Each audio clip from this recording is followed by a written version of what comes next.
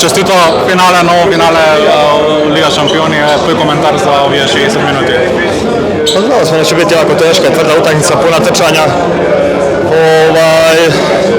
Ništa, posao još nije završen, posao nemamo pravo ništa ni radovati se, kao što ste vidjeli na terenu.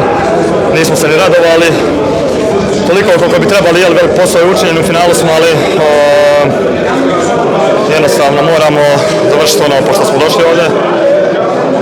Ali bit će jako teško, milijon puta sam ponavljao da nema favorita ovdje, vidjeli smo danas Magdeburg igrali sa Barcelonom je pobjedio, tako da nekako ste nas prognozirali na kraju zbog toliko povreda u zadnjih 15-20 dana da smo mi kao underdogs, ali eto, u finalu smo, sretni jesmo, ali posao nije završen, idemo se dobro odmoriti, rekuperirati i ljud sutra 100% u utakmici, Bože moj, ako bude bolji neka pobjeda. Trete ekipe se imenuvalo vodstvo, na kraj jedan gol razlika za vas. Što presudi? Pa ne znam, ne mogu sad reći presudila je želja, ali stvarno smo bili gladni. Bili smo gladni, obećali smo sami sebi prošle godine da ćemo se vratiti tu, da ćemo se opet pokušati boriti za titulu, jeli? Glavni cilj je bio da uđemo u to finale, pa onda u finalu. Ko bude sretniji i spretniji, osvojit će. Jednostavno, dali smo sve od sebe da pobjedimo.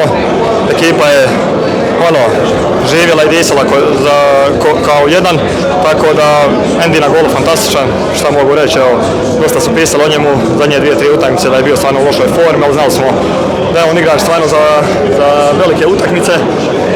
Evo, to je danas pokazao, jednostavno samo malo sam ljut i na sebe i na ekipu što smo uspjeli, znači sa 3 pogorka prednosti i čak mislim da smo imali možda i napad za 4 ili pol kontra za 4, da smo sve prokoskali i vratili u igru, ali eto, na kraju. Ne treba se gledati u pobjedu, što se kaže, pobjedili smo, idemo odmoriti, posložiti kockice nekako i pokušati sutra osvojiti. Uvijek li Magdeburg za bijedovo finale? Očekivali smo sve, mislim uopće talent posebno je zabranio da se gleda ta utakmica Magdeburg i Barcelona, niti smo je pratili, niti smo gledali, tako da samo smo vidjeli na kraju i čuli da su pobjedili na penale, ako se ne varam.